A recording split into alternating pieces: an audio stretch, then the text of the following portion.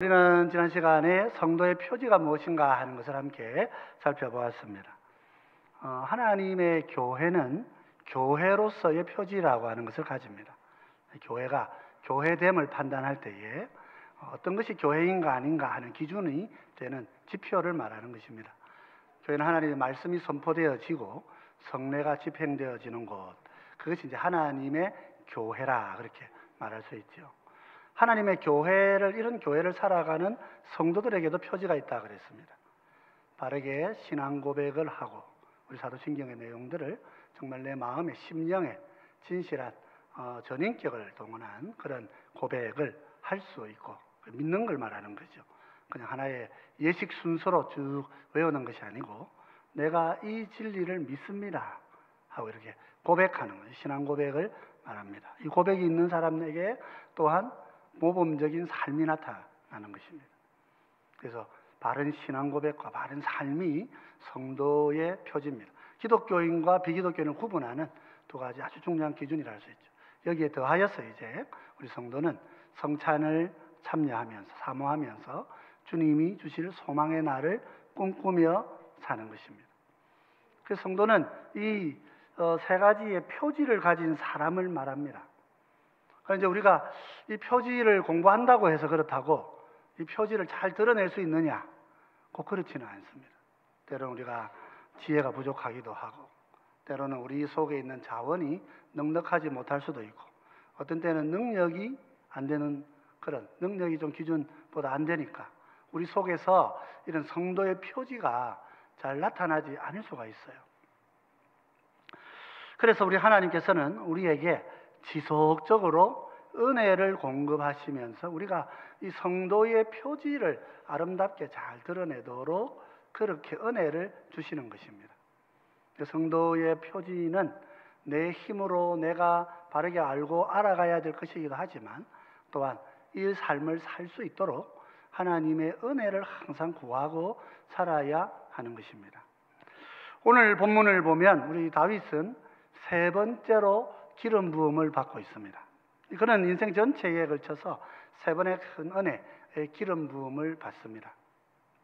그래서 우리가 이 모습을 보면 하나님께서 우리를 하나님의 사람으로 세우시기 위해서 성도의 표지답게 성도답게 살아간다고. 여러분 우리가 성도답게 살아간다 할 때에 그 다움이라고 하는 것이 바로 이 표지를 말하는 것이거든요. 교회 다움이라고 말할 때도 이 표지를 말하는 거예요. 이 표지를 바르게 세워가는 사람, 이 사람이 되기 위하여 하나님께서 다윗에게 지속적으로 은혜를 공급해 주는 것을 볼 수 있죠. 다윗이 첫 번째 기름 부음을 받았던 기록은 사무엘상 16장에 기록이 되어 있습니다. 이때는 이제 사울 왕에게서 다윗에게로 기름 부음이 옮겨진 상태죠. 그래서 이 기름 부음이 있은 후에 다윗은 새로운 삶을 살아가게 됩니다. 자, 사무엘상 16장 13절 말씀을 보면 이렇습니다. 사무엘이 기름 뿔병을 가져다가 그의 형제 중에서 그에게 부었더니 이날 이후로 다윗이 여호와의 영에게 크게 감동되니라. 사무엘이 떠나서 라마로 가니라. 다윗이 어떻게 됩니까? 여호와의 영에 성령에 크게 감동되어 살게 되었다. 그렇게 이야기하죠. 어떻게 해요? 그에게 기름을 부어줌으로써. 그렇습니다. 다윗이 이전까지는 성령의 감동으로 살지 못했습니다. 그러나 기름 부음이 임함으로써 그는 성령의 감동으로 그렇게 살아가는 새로운 삶을 시작한 것입니다. 두 번째 그가 기름 부음을 받을 때에는 사울 왕이 죽고 난 다음입니다. 남쪽 유다 지파가 다윗을 왕으로 삼기 위해서 그에게 기름을 붓습니다. 이 기름 부음 이후에 다윗은 7년 6개월이라고 하는 세월을 하나님의 왕권을 가지고 이스라엘 백성들, 특히 유다 지파를 통치하는 남쪽 유다의 왕이 되어서 하나님의 나라를 섬기게 됩니다. 그리고 이제 세 번째 기름 부음을 받는 장면, 오늘 우리가 읽은 본문입니다. 헤브론에서 그는 12지파의 장로들로부터 기름 부음을 받게 됩니다. 그로부터 다윗은 명실상부 통일 이스라엘 왕국의 진정한 왕이 됩니다. 33년의 세월을 왕으로서 통치하면서 도합 40년 동안 하나님의 나라를 세워가는 왕의 직무를 수행하게 되는 것이지요. 그러니까 다윗의 인생을 보면 자기의 삶의 지경을 넓히고 그에게 주어진 소명을 이루어가기 위하여서 그때마다 하나님께서 크게 기름을 부어서 그를 세우시는 것을 볼 수 있습니다. 삶의 전환점의 순간에 하나님께서는 기름 부으심으로 그에게 능력과 지혜와 권능으로 함께해 주고 계신 것을 볼 수 있다 하는 것입니다. 이런 까닭이 우리 성도들도 우리에게 성도의 삶을 이루며 살아갈 때 우리 교회가 하나님의 교회가 되어지기 위해서는 우리에게 참으로 하나님의 큰 기름 부음이 필요한 것입니다. 구원을 위하여 우리를 부르시고 하나님의 백성으로 이끄시는 단 한 번의 큰 은혜의 역사가 분명히 있지만 하나님의 나라를 이루어가는 하나님의 교회를 세워가기 위하여서는 하나님께서는 지속적으로 기름을 부어주신다 하는 우리가 기억하고 그 은혜를 사모하고 그 은혜를 간구하며 살아야 하는 것입니다.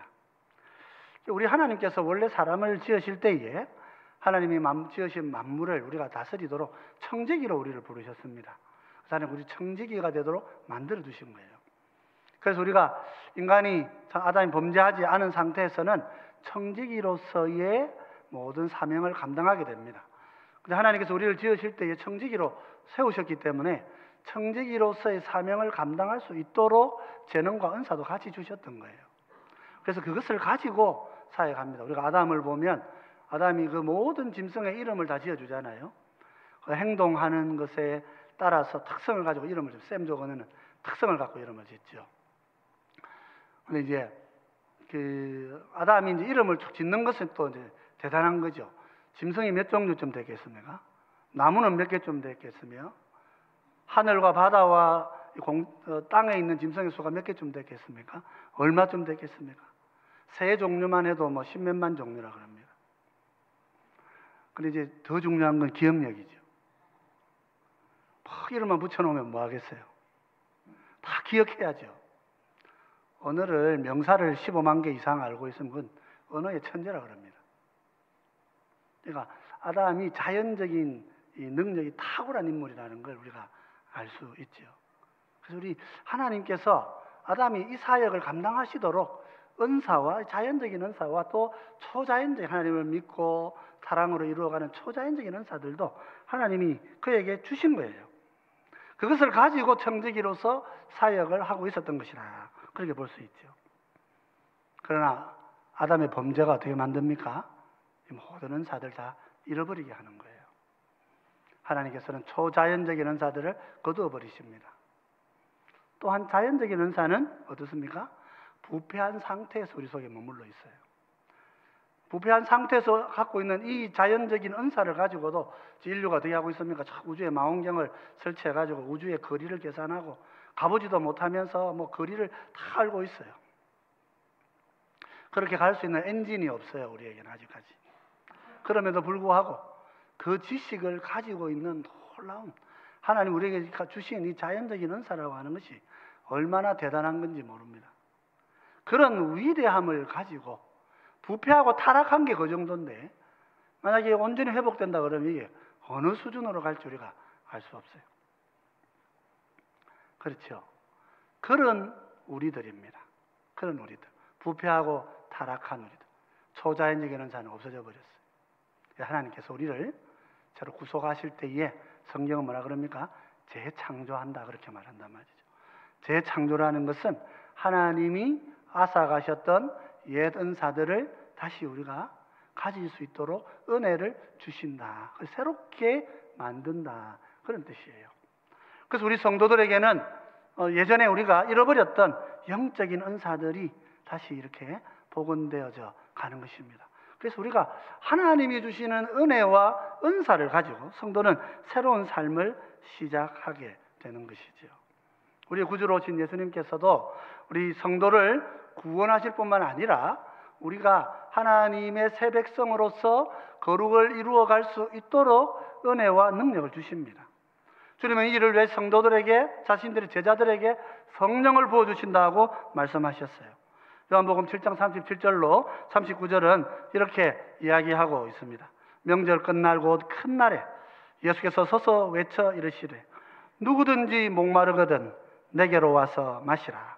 나를 믿는 자는 성경의 이름과 같이 그 배에서 생수의 강이 흘러나오리라 하시니 이는 그를 믿는 자들이 받을 성령을 가리켜 말씀하신 것이라. 예수께서 아직 영광을 받지 아니하셨으므로 성령이 아직 그들에게 계시지 아니하시더라. 그러나 주님이 부활하시고 하늘과 땅의 영광을 얻으시는 날 성령님이 땅에 오셔서 제자들에게 그 배에서 생수의 강을 흘러넘치게 한단 말입니다. 생수의 강이 뭡니까? 강이라고 하는 것은 문명을 이동케 하는 소통 통로예요. 성령께서 우리에게 찾아오시면 하나님 나라의 새 삶의 문명을 온 땅에 흘려보낼 교회를 세우신다. 그런 약속을 하신 거예요. 요한이 기록하고 있는 이 명절의 마지막 날, 이 명절은 초막절을 말합니다. 최근 우리는 이제 이 초막절, 무너진 초막절을 봤죠. 초막절 마지막 날에 하마스는 이스라엘을 공격했고 많은 사람들이 생명을 잃었고 그로부터 전쟁이 지금까지 이어지고 있습니다. 인간은 하나님이 약속하신 이 초막절의 마지막 날의 기쁨을 상쇄시키고 있지만은 그러나 성경은 분명히 말하고 있습니다.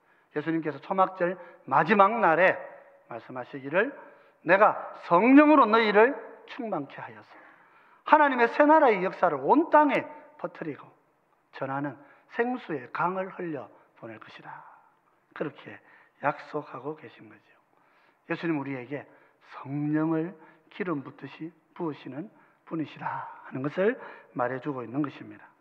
그래서 구약의 이 기름 부음이라고 하는 이 용어는 예수님 안에서 성령을 부어주시는 성령의 충만으로 오늘 우리에게 성취가 되어지는 것입니다. 오늘 우리가 읽은 누가복음 4장 14절 15절도 예수님의 성령 충만하신 사역을 말합니다. 우리 같이 한번 읽어보겠습니다. 누가복음 4장 14절 15절입니다. 같이 읽으십시다. 예수께서 성령의 능력으로 갈릴리에 돌아가시니 그 소문이 사방에 퍼졌고 친히 그 여러 회당에서 가르치심에 무사람에게 칭송을 받으시더라. 예수님께서 성령님으로 충만하셔서 성령님의 능력으로 사역하셨어요. 온 사람들이 주님의 이 성령의 충만한 사역을 환영했습니다. 주님께서 오셔서 귀신을 쫓아내시고 주님이 오셔서 병을 고치시는 역사들 다들 환영하고 기뻐하였습니다. 주님이 말씀을 선포하실 때에는 그 말씀은 권위가 있었고 그 말씀은 내 마음속에 생명의 양식이 되어졌던 거예요. 그 말씀을 마음에 받음으로써 백성들의 삶은 새로움을 누릴 수 있었고 이 말씀의 힘을 가지고 정말 진정한 새 백성으로 살 수 있는 능력을 그들은 가질 수가 있었던 것이지요. 이 예수님께서 성령으로 충만하게 사역하신 것. 오늘 이것이 우리의 힘이 되고 능력이 되는 것입니다. 예수님은 자신만 그렇게 사역하지 않으시고 제자들에게도 기름 부어서 사역하게 하셨습니다. 마가복음 6장 12절 13절은 이렇게 기록하고 있습니다. 제자들이 나가서 회개하라 전파하고 많은 귀신을 쫓아내며 많은 병자에게 기름을 발라 고치더라. 제자들에게 주님께서 기름을 부어주셨을 때, 성령의 은혜를 주셨을 때, 아직 성령이 온전히 마신 사도행전의 시대가 아니었습니다마는 주님 안에서 성령이 제자들을 사로잡았을 때 그들은 회개의 복음을 전파했고 많은 귀신을 쫓아냈습니다. 많은 병자들에게 기름을 부어 그들을 고치는 역사를 이루어내었던 것입니다. 여러분, 성령이 오시면, 성령님이 충만하시면 우리를 구원하실 뿐만 아니라 하나님 나라의 능력과 권능을 우리 가운데 부어주셔서 하나님의 큰 은혜의 역사들이 이 땅을 흘러 넘치게 하고 있는 것입니다. 우리는 그것을 소망해야 되는 거예요. 우리는 그것을 바라고 꿈꿔야 하는 것입니다. 그래서 기름 부음이라 하는 말씀은 중생한 성도가 하나님의 나라를 이 땅 가운데 온전히 전하고 세워갈 수 있도록 성령님이 나에게 충만하게 임재하시는 것을 말합니다. 사실 사울왕은 왕이 되기 전에 사울왕의 신체를 보면 다른 사람보다 머리 하나 정도는 더 크다 그랬습니다. 그러니까 이제 고대의 왕이 된다 그러면 전쟁을 치러야 되는 거 아닙니까? 그러니까 이제 다른 사람보다 신체가 뭐 키가 머리 하나 정도 더 큰 이런 좋은 신체적인 조건을 가지고 있었지만은 그가 이스라엘을 위하여서 실제로 전쟁을 할 수 있었던 것은 기름 부음이 임하고 난 다음이었어요. 신체적으로 아무리 건강해도 실제적으로 전쟁을 치루어서 이스라엘에게 승리를 가져오게 하는 일은 기름 부음이 있어야 가능했던 거예요. 그렇죠. 우리 다윗은 어떻습니까? 다윗은 사울이 악한 왕인 줄 알고 비록 장인이지만 자기를 죽이려고 하는 악한 왕인 줄 알고 있었습니다. 그럼에도 불구하고 두 번이나 이 왕을 제거할 수 있는, 그래서 모든 신하들이 지금 없애버립시다. 지금 없애버려야 우리가 평안할 수 있습니다. 이 나라가 바로 설 수 있습니다. 그럴 때에 사람의 말을 듣지 않고 그가 하나님의 기름 부음을 가지고 있지 않느냐. 하나님의 기름 부음 받은 종을 내 손으로 내가 처단할 수 없다. 하나님이 하실 것이다. 그렇게 이야기하고 다윗은 사울을 살려줍니다. 왜요? 기름 부음이 있기 때문에 그런 거예요. 하나님의 기름 부음은 사람이 함부로 재단할 수 없는 거예요. 그래서 우리가 하나님의 성령의 능력과 권능을 입어서 하나님이 내 속에서 역사하심으로써 사역할 때에 하나님의 은혜가 우리 가운데 임하게 되는 것입니다. 그런데 오늘 이 본문을 우리가 좀 이 다윗의 기름 부음을 보면 한 가지 또 다른 측면도 있습니다. 그래서 왕의 기름 부음이 옮겨간다는 것입니다. 사울은 아말렉 전쟁에서 하나님께 순종하지 않았습니다. 자기 생각에 그냥 좋은 짐승들 살려놓으면 안 좋으냐. 그 유명한 순종이 제사보다 낫고 하나님의 말씀 듣는 것이 수량의 기름보다 낫습니다. 하던 사무엘의 말씀은 이 사울 왕의 불순종을 지칭한 것이에요. 그 결과 어떻게 됩니까? 사울 왕에 있던 기름 부음은 떠납니다. 하나님은 그에게 주셨던 왕의 기름 부음을 옮기신단 말이에요. 이 기름 부음을 옮기셔서 이스라엘의 목동으로 있는 다윗을 향해 갑니다. 사무엘은 이새를 불러서 아들을 데려오라 그렇게 얘기했는데 이새는 이 아들 데려오지도 않았어요. 많은 해석을 하게 하고 상상을 하게 만드는 본문이기도 합니다. 결과적으로 분명한 것은 다윗이 아들로서 아버지의 충분한 인정을 못 받은 그 사실입니다. 그러나 기름 부음은 어떻게 합니까? 그 아들을 데려오라고 한단 말이에요. 하나님은 사람의 마음을 따라 결정하지 않으신단 말이죠. 하나님의 기름 부으심은 하나님이 원하시는 그 목자 소년, 그 목동을 찾아가시는 거예요. 내 생각에는 저 사람이 아니고 이 사람인 것 같습니다. 내 생각에는 이 일이 아니고 저 일인 것 같습니다. 사람이 아무리 말을 많이 해도 하나님께서 기름 부으시는 자는 하나님이 찾으시고 하나님이 세우시는 거예요. 사람이 뭐라고 말해도 하나님의 기름 부음은 그렇게 역사하는 것입니다. 다시 처음 기름 부음 받고 뭐합니까? 처음에는 다시 목동이 됐습니다. 기름 부음이 언제 힘을 발휘합니까? 골리앗이 쳐들어올 때 이 기름 부음은 능력으로 나타나는 거예요. 지금은 이제 하마스가 이스라엘을 못 이깁니다만 우리 고대 사회에서는 그 가자 지구 그 지역에 있는 블레셋이 이스라엘을 위협했었습니다. 골리앗은 거인이었고 거인족들이 전쟁을 주도하면서 이스라엘을 공격을 했었어요. 하나님 우리를 이길 수 없다 하면서 그렇게 이야기했어요. 그럴 때에 잘하는 소년이 와가지고 담대하게 골리앗을 향해서 이렇게 얘기합니다. 사무엘상 17장 45절 47절에 이렇게 기록되어 있습니다. 다윗이 블레셋 사람에게 이르되 너는 칼과 창과 단창으로 내게 나오거니와 나는 만군의 여호와의 이름 곧 내가 모욕하는 이스라엘 군대의 하나님의 이름으로 내게 나아가노라. 또 여호와의 구원하심이 칼과 창에 있지 아니함을 이 무리에게 알게 하리라.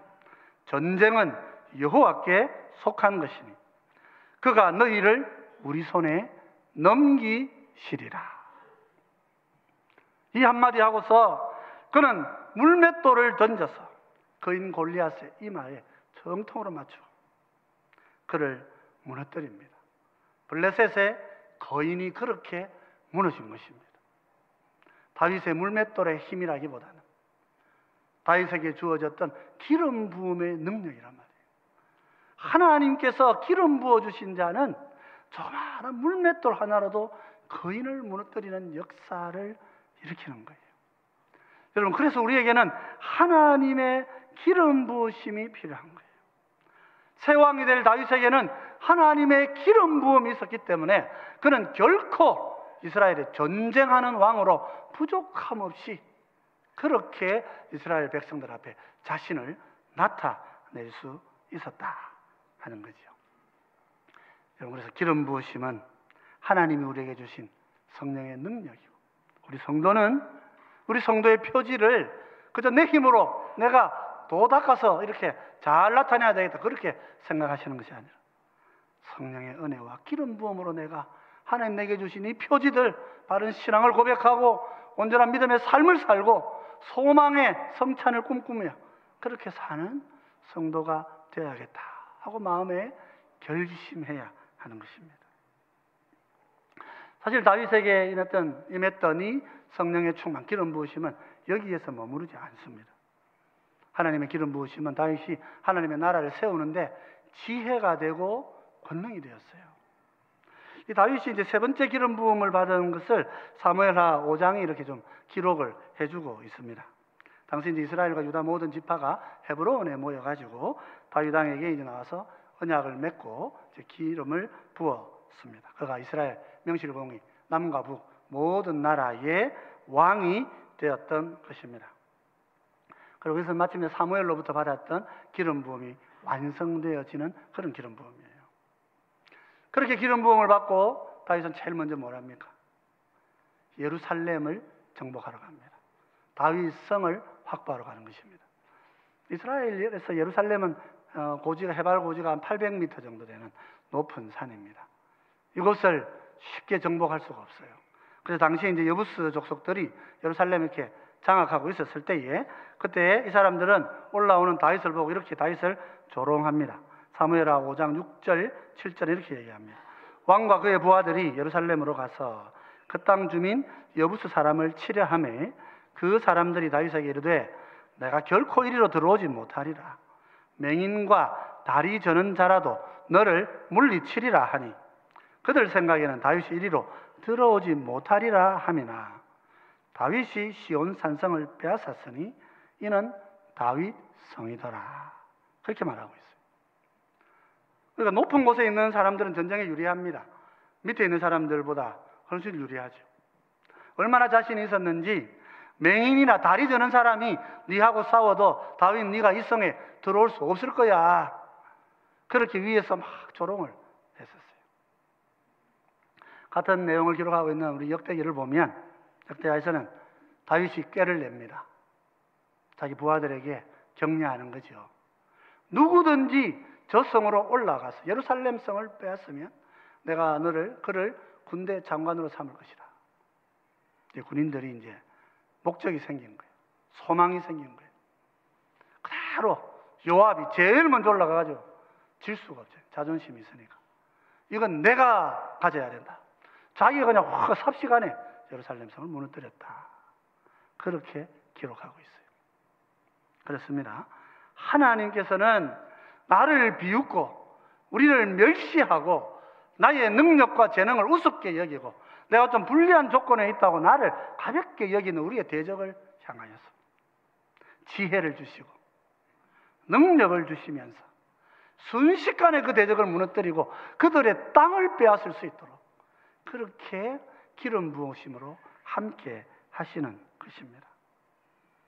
이후 다윗은 이제 이 기름 부음으로 강성해지지요. 역대 11장 8절 9절을 보면 이렇게 기록을 하고 있습니다. 다윗이 밀로에서부터 두루 성을 쌓았고 그 성의 나머지는 요압이 중수하였더라. 만군의 여호와께서 함께 계시니 다윗이 점점 강성하여 가니라. 이번 어떻게 되어 있어요? 다윗이 기름 부음이 넘쳐납니다. 사실은 다윗은 전쟁에서 한 번도 진 적이 없습니다. 그런 모든 전쟁을 승리로 이끌어갔고 그의 세력은 점점 강성해져 갔고 하나님께서 아브라함에게 약속하셨던 모든 땅은 다 다윗의 땅이 되었어요. 그렇죠. 기름 부으심이 함께했기 때문에 그의 인생은 강성한 인생이 되어진 것입니다. 하나님의 기름 부음이 함께할 때에 능력이 나타나고 권능이 나타나는 거예요. 제가 우리 홍콩에 있는 우리 목사님 한 분 제가 잘 알고 있는데 그 목사님 어느 날 이제 페이스북을 제가 보고 있었는데 페이스북에 사진을 2개를 올렸어요. 그래서 무슨 사진인가 하고 봤더니 자기 교회 교인이 암이 걸려가지고 거기 암이 얼마나 큰가 한 걸 첫 번째 사진은 보여주고 있어요. 근데 수술을 안 하고 교회가 열심히 기도했는데 두 번째 사진에는 암덩어리가 없어졌어요. 그 사진을 페이스북에 올려놓은 거예요. 그래서 하나님의 영광이라고 이렇게 해놨어요. 그렇습니다. 하나님이 우리를 그렇게 지금도 도우시고 역사하십니다. 하나님의 능력은 기름 부음으로 지금도 우리와 함께하는 권능이란 말입니다.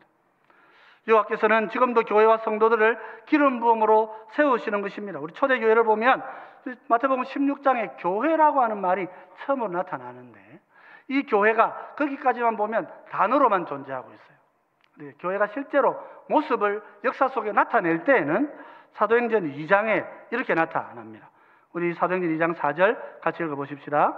그들이 다 성령의 충만함을 받고 성령이 말하게 하심을 따라 다른 언어들로 말하기를 시작하니라. 그들은 사도들입니다. 하나님의 교회가 어떻게 나타나느냐? 사도들에게 성령의 충만함이 임하여서 성령으로 말하고 성령으로 선포하는 역사와 함께 하나님의 교회가 세상에 나타나는 거예요. 당시에 이 사도들이 갈릴리 출신이었어요. 갈릴리 억양을 가지고 아마 말을 했을 거예요. 갈릴리 말을 했는데 놀랍게도 듣는 사람들은 자기 지역의 말로 다 알아들었다고 그랬습니다. 사도행전 2장 7절 8절은 이렇게 얘기합니다. 다 놀라 신기하게 여겨 이르되 보라 이 말하는 사람들이 다 갈릴리 사람이 아니냐. 우리 각 사람이 낭곳 방언으로 듣게 되는 것이 어찌 됨이냐. 이 사람들이 갈릴리 표현 아마 말로 했을 것인데 우리는 왜 우리 말로 듣고 있느냐 이렇게 말한 거예요. 당시 여기 있었던 사람들이 바데, 메데, 엘람, 메소포타미아, 유대, 갑바도기아, 본도, 아시아, 부르기아, 밤빌리아, 이집트, 구레네, 리비아, 로마, 그레데, 아라비아 16개 나라에서 온 사람들이에요. 지금하고 우리가 국경선이 좀 다릅니다. 지도가 다릅니다. 그냥 민족들 중심으로 국가가 그렇게 형성되어 있었죠. 지금 이제 본도 이러면 이제 터키 안에 있는 곳이죠. 폰투스라고 이렇게 발음을 합니다만 이 16개 지역에서 온 사람들이 예루살렘에서 이 갈릴리 지방 사투리로 말하는 이 사람의 말을 들었는데 그 말이 자기가 낭곳 방언으로 그대로 들리더란 말이에요. 그렇게 교회가 세상에 나타난 거예요. 교회가 그냥 우리끼리 모여가지고 사람이 교회를 드러낸 것이 아닙니다. 교회는 성령이 충만하여서 하나님의 은혜와 능력과 권능이 교회를 이 땅 가운데 나타낸 것입니다. 놀라운 사실은 그리스도 여호와 하나님께서 우리에게 주시는 이 기름 부으심은 지금 우리 성도들 안에서 역사한다고 성경이 가르치고 있다는 것입니다. 요한일서 2장 27절은 이렇게 가르치고 있습니다. 너희는 주께 받은 바 기름 부음이 너희 안에 거하나니 아무도 너희를 가르칠 필요가 없고 오직 그의 기름 부음이 모든 것을 너희에게 가르치며 또 참되고 거짓이 없으니 너희를 가르치신 그대로 주 안에 거하라. 여러분 성경이 약속하고 있습니다. 우리 안에는 기름 부음이 거한다 그랬습니다. 우리 안에는 성령님이 함께 하시는 거예요. 이 말씀이 그래서 너희 가르칠 것이 없다는 교회가 왜 교회는 성경이 아무것도 가르칠 거 없다는데 왜 자꾸 가르치려 하느냐. 안 가르쳐도 좋겠습니다. 그렇게 적용하지는 마시고 말이에요. 성령님이 우리의 삶의 순간순간 자리자리마다 여러분 선택과 결정과 또 뭐 어떤 일들을 여러분 마음에 결심을 해야 되는 모든 순간순간에 교회 선생님이 여러분들과 함께 할 수 없어요. 자녀를 위하여서, 질병 때문에, 혹은 이 나라를 위하여서, 혹은 이웃을 위하여서, 혹은 이 가족 때문에 내가 무언가를 행하고 결정해야 하는 그 순간순간에 사람이 다 함께 할 수 없어요. 그냥 말씀을 가르치고, 여러분을 말씀을 가르치고 말씀을 배우게 하여서 그냥 목회자는 성령님께 맡기는 거예요. 왜 그렇습니까? 기름 부으심이 여러분 안에 있기 때문에 그런 거예요. 끝까지 같이 못해도 은혜에 맡기고 성령에 맡기는 거예요. 그러면 여러분들의 자리자리에서 내가 의사를 결정하고 행동해야 되는 순간순간마다 내 마음대로 생각하고 내 뜻대로 행동하고 내가 원하는 대로 아무렇게나 살지 않고 내 속에 계시는 성령이 나에게 주시는 그 말씀을 내가 깨닫고 그 말씀을 가지고 살아가는 성도가 될 수 있단 말이에요. 그 속에 능력이 나타나고 그 속에 지혜가 나타나고 그 속에 은사가 나타나는 거예요. 제가 만난 정형외과 의사 선생님 한 분 간증을 하시는데 참 정말 부럽다 그랬었어요. 이분은 보통 이제 치료를 하면 1시간 정도 하신다고 그러는데 자기는 치료하면 주로 전도를 많이 하는데 치료는 별로 안 한대요. 어떻게 그렇게 할 수 있는 돈 내고 왔는데 그렇게 되느냐. 이분 같이 쭉 기도하면 하나님께서 자기 이 머릿속에 이분이 어떤 상태인지를 쭉 보여주신대요. 태어날 때부터 지금까지 이 사람이 어떻게 왔고 어떤 과정을 거쳐서 이 병이 있는지를 쭉 보여주신대요. 그냥 그 얘기를 그냥 쭉 말하면 된대. 그냥 쭉 말하면 이분이 회개하고 돌아선대. 그래서 자기는 정형외과 의사지만 사실은 정형외과 지식으로 이렇게 사역하는 게 아니고 성령님으로 제가 일합니다. 그렇게 이야기하시는 분이 있어요. 여러분, 주님은 놀라운 분입니다, 여러분. 그렇습니다. 그러므로 사랑하는 성도 여러분, 우리가 이 땅을 살아갈 때에 하나님 우리에게 표지로 주신 게 있다고 그랬습니다. 바른 믿음의 고백 말이에요. 그리고 모범적으로 사랑을 이루며 사는 삶 말입니다.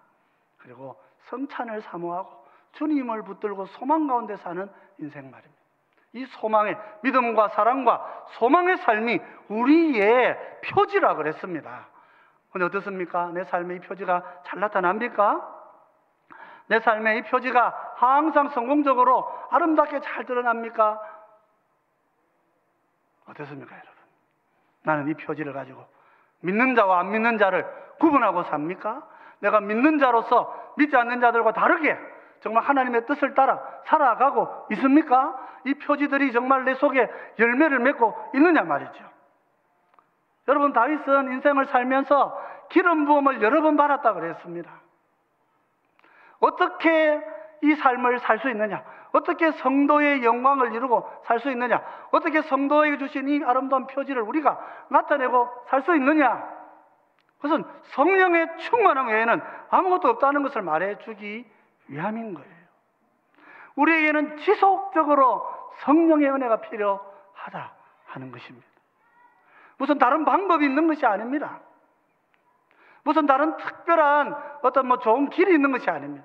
하나님이 우리에게 은혜를 주시고 나는 그 은혜를 사모하는 마음을 가지고 하나님의 아름다운 이 표지의 열매를 나타내기 위해서 성령님 나에게 충만히 와주시고 성령님 나에게 이 열매를 맺게 해주십시오. 그렇게 간구하는 것이, 그렇게 소망하는 것이, 그것이 하나님이 기뻐하시는 것이라 말입니다. 그러므로 사랑하는 성도 여러분, 성령의 충만함을 소망하고 사시는 여러분 되시기를 바랍니다. 우리의 표지는 내 힘으로 이루는 것이 아닙니다. 내가 안다고 이루어지지 않습니다. 우리의 이성이 나의 삶을 그렇게 인도해 갈 능력이 없습니다. 아직까지 우리의 이성은 비록 회복되어 왔지만은 여전히 죄 속에 있습니다. 기름 부음 없이 하는 모든 사역에는 다툼이 있고 갈등이 있는 거예요. 나 자신을 드러내야 돼요. 나 자신을 높여야 되는 그런 연약한 이성의 활동 속에서 우리는 부족함을 가지고 살아가는 거예요. 그러나 성령이 우리 가운데 임하시고 성령이 기름으로 우리에게 채워주실 때에 우리의 삶에는 감사가 있고 섬김이 있고 변화된 삶이 나타나는 것입니다. 다윗이 새로워지는 새로운 사역을 맡을 때마다 하나님께서 그에게 기름을 부으셔서 새로운 일을 보여주시고 새로운 일을 하게 하시고 새로운 능력을 부여해 주시는 것처럼 오늘 우리도 주의 백성으로 서서 복음을 위하여 살아가면서 주의 성령의 충만함을 항상 소망하고 주님께서 나에게 충만히 와주셔서 내가 이루어가야 되는 이 바른 신앙을 고백하고 믿음으로 사랑으로 섬기고 소망 가운데 모두를 세워갈 수 있는 그런 주의 백성이 되게 해 주십시오. 기름 부음 충만한 교회, 기름 부음 충만한 성도 되기를 꿈꾸시고 기도하시고 은혜 누리시는 우리 귀한 성도들, 성도들이 되시기를 주의 이름으로 축원드립니다.